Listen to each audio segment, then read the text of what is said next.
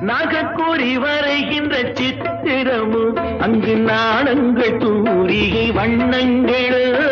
நாகக்கூறி வரைகின்ற சித்திரமும் அங்கு நாணங்கள் தூரிகை வண்ணங்களோ. முகமென்று அதற்கொரு தலைநகரோ, கைகள் மூடிய கோட்டை கதவுகளோ.